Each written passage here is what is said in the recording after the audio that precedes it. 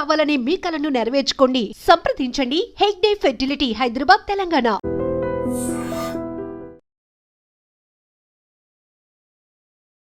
అందరికీ నమస్కారం. నేను Swaroopa Putlapalli. Welcome to trending topic.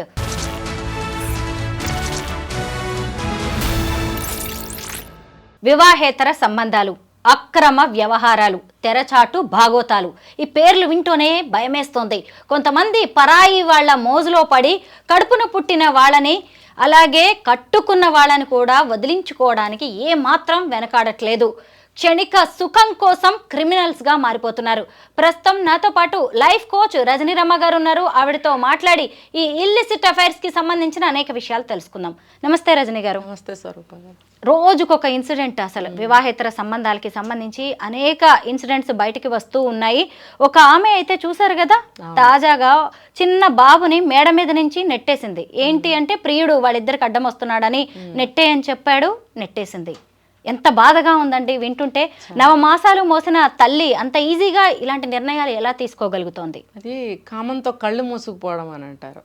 ఇప్పుడు భర్త మంచి యంగ్, మంచి జాబు, 2 పిల్లలు, మంచి సంసారం అయినప్పుడు ఎవరితోనూ ఎందుకు కాంటాక్ట్ పెట్టుకోవాలంటే ఇందులో కేటగిరీస్ ఉన్నాయి.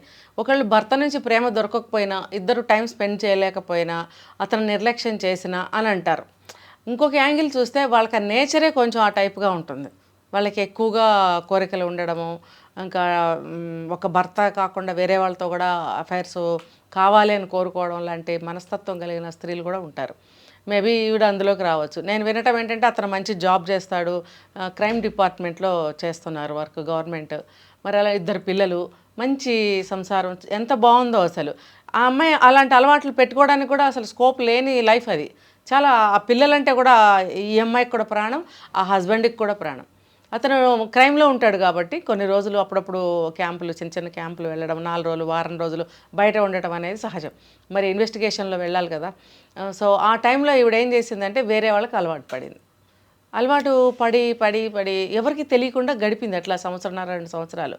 తర్వాత ఏమైంది, ఎవరితో అయితే ఈ అమ్మాయి ఎఫ్ఐఆర్ పెట్టుకుందో అతను కూడా ఏదో గవర్నమెంట్ జాబ్ అనుకుంటా, లేక ఏదో నాకు తెలియదు, ట్రాన్స్ఫర్ అయ్యి వేరే దగ్గరికి వెళ్ళి ఒక 1 మంత్ రాకపోవడం వల్ల నాకు బోరు కొడుతుంది అని అన్నప్పుడు భర్త ఏం చేశాడు, బిజినెస్ పెట్టుకో ఏదన్నా అని చెప్పి కింద వాళ్ళ ఇంటి కింద ఉన్న ఒక షట్టర్ ఒకటి రెడీ చేసి ఆమెకి ఏదో చిన్న బిజినెస్ పెట్టించినప్పుడు బాగానే ఉంది. కొద్ది రోజులు మళ్ళీ అతను తిరిగి వచ్చాడంట. తిరిగి వచ్చినప్పుడు ఆ పక్కనే రెంట్కి దిగారో ఏదో, దిగినప్పుడు ఈవిడ ఇంట్లో అందరూ ఉండగానే ఎవరికి తెలియకుండా అతనితో మళ్ళీ నడుపుతుంది. ఇలా నడుపుతూ ఉండగా ఒకరోజు హస్బెండ్ సెలవు తీసుకుని ఒక వారం రోజులు ఇక్కడే ఉండి ఏదో ఫంక్షన్ పెట్టుకున్నారు. ఫంక్షన్ పెట్టుకున్నప్పుడు ఆ ఫంక్షన్లో కూడా అతను పిలవటము, వారం రోజులు సెలవు పెట్టుకుని హస్బెండ్ ఉన్నాడు కదా, నిన్ను చూడలేదు, నువ్వు రా అని చెప్పి డాబా మీదకి పిలవడము, ఈమె వెళ్ళడము, అక్కడ 2 కమిట్ అవ్వడము. అది పక్కనే చిన్నపిల్లడు అమ్మ వెళ్తుంది కదా అని తను వెళ్ళినట్టున్నాడు. వీళ్ళు చీకట్లో చూడకపోయేటప్పటికి మధ్యలో పిల్లాడు పిలవటమో అటు ఇటు కదలటమో ఏదో చేస్తారు పిల్లలు. అది అప్పుడు చూసినప్పుడు కొంచెం భయపడుతుంది కదా, ఈ బాబు 3 years బాబు ఏమన్నా చెప్తాడేమో అని భయంతో ఉన్నప్పుడు ఆ ప్రియుడు ఏం చేశాడు, ఈ అబ్బాయిని కిందకి నెట్టేసేయి మనకు అడ్డం లేకుండా ఉంటుంది. అది చెప్తే మాత్రం ఒక ప్రాణాన్ని అలా చేసింది. ఇంకా ఆ బాబు అంటే ఆమెకి పంచ ప్రాణాలట. అంటే నీకు అంత ప్రేమ కూడా అతని ముందు నీకు కనపడలేదా, నీకు కోరిక ముందు, ప్రియుడి ముందు పొరలు కమ్మాయి అంటారు చూసారా. ఏమని చెప్పాలి ఇలాంటి వాళ్ళని? నీచులు అనాలా, నికృష్టులు అనాలా, కామ పిశాచి అనాలా, మోసగత్తె అనాలా, ద్రోహి అనాలా, ఏమనాలి? భార్య అన్న పదానికి ఏమన్నా అర్థం ఉందా చెప్పండి? చిన్న పసిప్రాణం, అవతల వాడేమీ కనలేదు, వాడేం తండ్రి కాదు. వాడు అంటాడు నువ్వెలా తోసేస్తావు అనగానే తోసేసింది కిందకి. 1st floor అయినప్పటికీ కూడా 3 ఏళ్ల బాబు పక్కన ఇట్లా తోస్తేనే కింద పడతాడే, అట్లాంటిది పైనుంచి తోసేస్తే ఇంకా బ్రతుకుతాడా? హాస్పిటల్ అడ్మిట్ చేస్తే చనిపోయాడు. ఏంటి, భర్తకేమో బట్టలు తీసుకురావడానికి వెళ్తే నా వెనకాలే వచ్చాడు, నేను పడిపోయాడు చూసుకోలేదని చెప్పారు. ఎవరైనా నిజమని అనుకుంటారు కానీ భర్తకైతే ఎక్కడో కొంచెం ఇదేంటి ఇలా జరిగింది అని అనుకున్నాడు. వాళ్ళ అత్తగారు కూడా నాకైతే అనుమానంగా ఉంది అని అన్నదట. ఆడవాళ్ళు ఇలాంటి విషయాలు కొంచెం బాగా కనిపెడతారండి, మగవాళ్ళు అంత తొందరగా కనిపెట్టలేరు. భార్య చేసేది మంచా చెడ్డ, నటన, మోసం అనేది మగవాళ్ళు తొందరగా తెలుసుకోలేరు. చాలా టైం పడుతుంది వీళ్ళకి. కానీ ఆడవాళ్ళు నిమిషంలో గ్రహిస్తారు. ఒక్క నిమిషం చాలు. ఆ బాడీ లాంగ్వేజ్ కానీ, మాట తీరు కానీ, ఏదైనా బిహేవియర్ అన్నీ తెలిసిపోతాయి. సో మగవాళ్ళ ముందు కొంతమంది నటిస్తారు, ఆ నటన నిజమైన ప్రేమ అనుకుంటారు. అందులో పడి కొట్టుకునే లోపల జరగాల్సిన ఇదంతా జరిగిపోతూ ఉంటుంది పక్క నుంచి. ఆ తర్వాత వీళ్ళు ఇంకా అందులో పడి లేవలేరు ఇంకా ఈ మగవాళ్ళు. అది తెలుసుకోవాలి, ప్రతి మగవాళ్ళు తెలుసుకోవాలి. అంటే అందరు ఆడవాళ్ళు అలా ఉంటారని నేను చెప్పను. ఇలా చేసే ఆడవాళ్ళ దగ్గర వాళ్ళ హస్బెండ్స్ కానీ ఎవరైనా జాగ్రత్తగా ఉండాలి, ఇంట్లో మెంబర్స్ కానీ. ఈ మహిళ ఏమో కడుపును పుట్టిన బిడ్డనే చంపేసింది. ఇంకొక వైపు చూస్తే కట్టుకున్న భర్తల్ని చంపిన వాళ్ళు ఎంతమంది ఈ మధ్య కాలంలో మీరట్లో చూసారా? భర్తని చంపి డ్రమ్ములో పెట్టి ఈమె ముక్కలు చేసి డ్రమ్ములో పెట్టి విహారయాత్రలకి ప్రియుడితో వెళ్ళిపోయింది. ఈ మధ్య కాలంలో వరంగల్లో జరిగిన డాక్టర్ సుమంత్ రెడ్డి ఇన్సిడెంట్, ఆమె గవర్నమెంట్ లెక్చరర్, ప్రియుడి మోజులో పడి భర్తని ఎంత దారుణంగా ఫ్లోరా మరియా అనే ఆమె చంపించిందో ఇవన్నీ మనం చూస్తూనే ఉన్నాం. వీళ్ళు అసలు సమాజాన్ని ఎలా ఫేస్ చేద్దాం అనుకుంటారు? తర్వాత ఇదంతా తెలియదు అనుకుంటారు వాళ్ళు. సింగిల్ హ్యాండ్తో చేయరు కదా, వేరే హ్యాండ్తో చేస్తారు. నా మీదకి రాదులే అనుకుంటారు వాళ్ళు కూడా, నీకేమీ ప్రమాదం ఉండదులే అని వాళ్ళు ఉసిగొల్పుతారు. ఏదో ఆ ఉన్మాదంలో, ఆ వేడిలో వాళ్ళు ఏం చేస్తున్నారో బ్రెయిన్ పనిచేయదు. వాళ్ళకి ఒకటే ఉంటుంది, వీడిని లేపేయాలి. తర్వాత ఏంటనేది ఇప్పుడు అందరు జైల్లోనే ఉంటారుగా, శిక్షలు కూడా ఉంటాయి కదా వాళ్ళకి. మరి అది తెలియదా ముందుకు? అందరూ చదువుకున్న వాళ్ళే కదా. అంటే ఏంటంటే ఒక గుడ్డితనంలో అన్నమాట, ఒక ఇంకేమంటారు, కామాంధులు అంటారు కదా, అది ఇంకా దానికి వేరే కరెక్ట్గా పెట్టారు ఆ మాట, దానికి మించిన వర్డ్ లేదు. కామాంధులు. ఆ అంధకారంలో వాళ్ళకి ఇంకేం కనపడదు. అదేదో జరిగిపోయిన తర్వాత ఇంకా వాళ్ళు ఏడుస్తూ కూర్చుంటారు. ఊహించినా కూడా ఆ ఇదిలో వాళ్ళకి అర్థం కాదు. ఏమైనా సరే నాకు ఇది కావాలి అంటారు చూసారా, ఆ టైప్ అన్నమాట. పిల్లి కళ్ళు మూసుకొని పాలు తాగుతూ తనని ఎవరు గమనించట్లేదు అనుకుంటుందంట. ఇలా ఇల్లిసిట్ అఫైర్స్ పెట్టుకునే ఆడవాళ్ళు కావచ్చు, మగవాళ్ళు కావచ్చు, ఇదే భ్రమల్లో బతుకుతూ ఉంటారు. అవును, అది వాళ్ళు తెలుసుకోవాలండి. వాళ్ళని చేసుకున్న భర్తలు కూడా ఒక కన్ను వేసి ఉంచాలి. మొన్న ఒక దగ్గర నేను విన్నాను, మేము ఆడపిల్లల్ని ప్రొటెక్ట్ చేస్తాము, అది వాళ్ళకి నచ్చట్లేదు అని కొంతమంది మగవాళ్ళు చెప్తున్నారు. మరి ఎందుకు అలా ప్రొటెక్ట్ చేస్తున్నారు, ఎందుకు రిస్ట్రిక్ట్ చేస్తున్నారు అనేది వీళ్ళు కూడా తెలుసుకోవాలి. మగవాళ్ళు కూడా కొంత రిస్ట్రిక్షన్ పెట్టాలి, మరీ శాడిస్టుల్లాగా పెట్టకూడదు. వాళ్ళని చూసి కాస్త వీళ్ళు ఎటువైపు వెళ్తున్నారు, వీళ్ళ స్టైల్ ఎలా ఉంది అనేది గమనిస్తూ కొంచెం రిస్ట్రిక్ట్ చేసుకోవాలి ఆడవాళ్ళని. రజనీ గారు, పాతకాలంలో ఒక సామెత ఉండేది, పండుగ రోజు కూడా పాత పెళ్ళామేనా అని. అంటే మగవాళ్ళు అన్నట్టుగా ఉండేది. ఇప్పుడు చూస్తే దీన్ని రివర్స్ చేసి కూడా చెప్తున్నారు, ఇదే మొగుడుతో జీవితాంతం బతకాలా అన్నట్టుగా. ఎందుకు ఇలా మహిళల మెంటాలిటీ కూడా మారిపోతుంది? అంటే వస్తున్న చట్టాల్లో కూడా ఇలాంటి మార్పులు వస్తున్నాయి కదండి. అది కూడా పెద్ద తప్పే నా దృష్టి, నాకు అనిపించింది. మరి ఈ కొత్త చట్టాలు ఫ్రీ చేసేస్తున్నాయి చాలా విషయాల్ని. అలా అది చేయటం వల్లే ఆ తర్వాతే కదండి ఇవన్నీ ఇన్ని ఎక్కువైపోయాయి.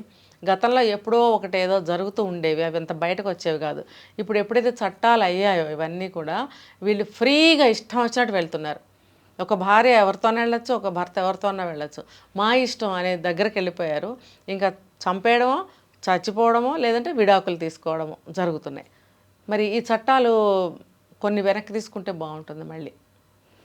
అంటే నిజమే, దుర్వినియోగం అవుతున్న 4 చట్టాల్లో ఒకటి గృహ హింస అంటున్నారు. బట్ మన మహిళలం ఎంతో కష్టపడి పోరాటాలు చేసి సంపాదించుకున్న చట్టం ఇది. కొంతమంది మిస్యూజ్ చేస్తున్నంత మాత్రాన మళ్ళీ వెనక్కి తీసుకుంటే మనమే కష్టాల్లో పడతాం. చట్టం కాదు, ఇప్పుడు అక్రమ సంబంధాలు ఎవరితోనైనా పెట్టుకోవచ్చు, ప్రత్యేక చట్టాలు రావాల్సిన అవసరం అయితే ఉంది. దీనికి కూడా చేశారు కదా. ఇవి దీనివల్ల ఆ రోజుల్లో కానీ ఈ రోజుల్లో ఎప్పుడైనా నష్టాలే జరిగినాయి ఈ అక్రమ సంబంధాలు పెట్టుకోవడం వల్ల. కాబట్టి ఇటువంటి చట్టాల్లో కూడా మళ్ళీ సబ్సెక్షన్స్ పెట్టుకుంటే మంచిగా ఉంటుందని నాకు అనిపిస్తుంది. అంటే కొన్ని ప్రత్యేకమైన ఏమంటారు పరిస్థితుల్లో అనేటువంటి క్లాజులు పెట్టి కొన్ని సబ్సెక్షన్స్ ఏమన్నా పెడితే బాగుంటుంది నాకు అనిపిస్తుంది. రజనీ గారు, ఒక భర్త కానీ భార్య కానీ మరో వ్యక్తితో అఫైర్లో ఉన్నారు అని ఎలా తెలుసుకోవచ్చు? ఎలాంటి సూచనలు ఉంటాయి? ఇంకొక పార్ట్నర్ ఎలా జాగ్రత్త పడితే మంచిదంటారు? మగాడిని కనుక్కోవడం కష్టం కొంచెం, ఆడవాళ్ళని ఈజీగా కనుక్కోవచ్చు. ఎలా? ఓవర్గా చేస్తుంటారు వీళ్ళన్నీ కూడా. అంటే ఎక్కువ అతి ప్రేమ చూపించడం, టైంకి ఇవ్వడము. టైంకి ఎందుకు ఇస్తారంటే టైంకి పంపించేయాలి బయటికి. ఎందుకంటే నేను చాలా కేసులు నాకు కూడా వచ్చాయి.